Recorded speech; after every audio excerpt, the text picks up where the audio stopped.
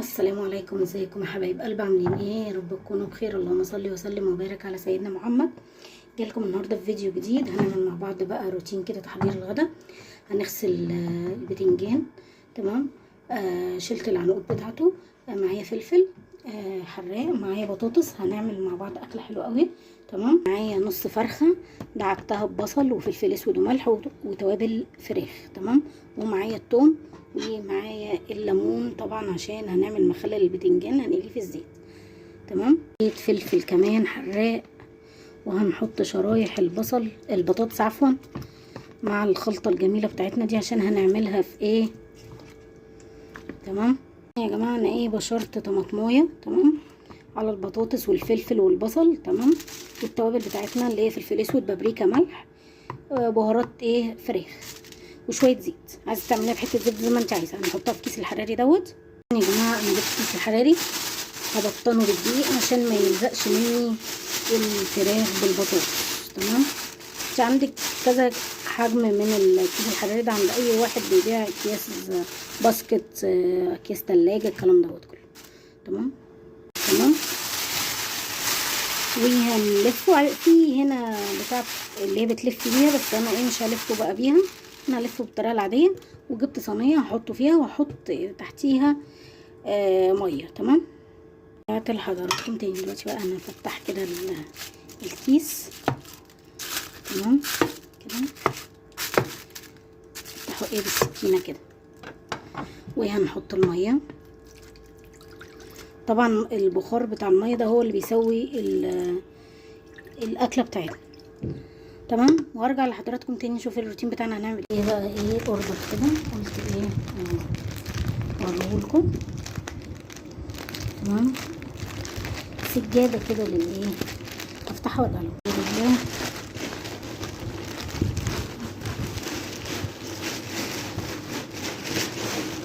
جبت بقى،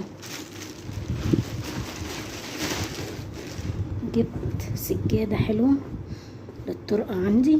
بصوا شكلة القعدة العربي دي. تمام. قلت جايبها ب250 بس حلو. قلت نفرشها على ايد اهيت. قلت ان انا اصورها لكم وهي مفروشة جميلة في الطرقة اهيت. رجعت لحضراتكم تاني. جبت البتنجان وحطيت طاسة على النار فيها زيت. تمام. وجبت مناديل هحطها عليها البتنجان هنا. طبعا انا فتحت البتنجانية كده. بسم الله الرحمن الرحيم. بقى الليمون والثوم والفلفل، طبعا كزبرة، كمون. تمام. ملح، ومعايا شوية خل كمان. هنشغل الكبة بقى بسم الله الرحمن الرحيم. هنحط الفلفل بتاعنا. عايزة تحطيه فلفل رومي زي ما انت عايزة. ثوم. تمام. هنحط التوابل بتاعتنا. حطيت الثوم والفلفل الحراق. هحط بقى كزبرة وكمون وملح، وهنحط شوية خل كمان، وهنعصر هنعصر الليمون. هنعصر بقى الليمون كده. بقيته خلاص عصرناهم خلاص. نشغل الكبة. بسم الله الرحمن الرحيم.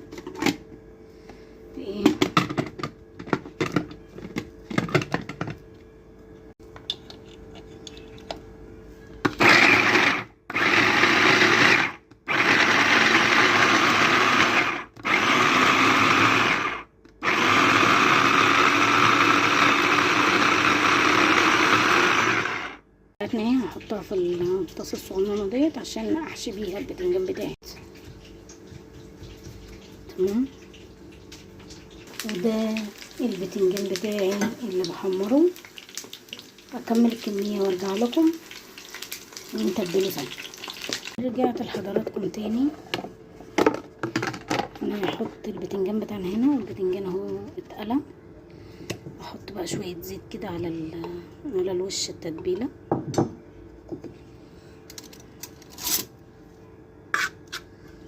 اتمنى كده دعمك كده باللايك والاشتراك، وهنحشي بقى الباذنجان ونحطه في العلبه على قد المقدار اللي انت عايزاه بتطلعي. هو نص كيلو اصلا ده. هي تحط بقى ايه التتبيله. هي عايزه تحطي فلفل احمر زي ما انت عايزه، بس انا مش متوفر عندي. ان شاء الله هعمل معاكم طريقه الهريسه الشطه. بسم الله الرحمن الرحيم. سخن، عفوا سخن جدا. بص البتنجان اهو جميل، نحط عليه الخلطه كده.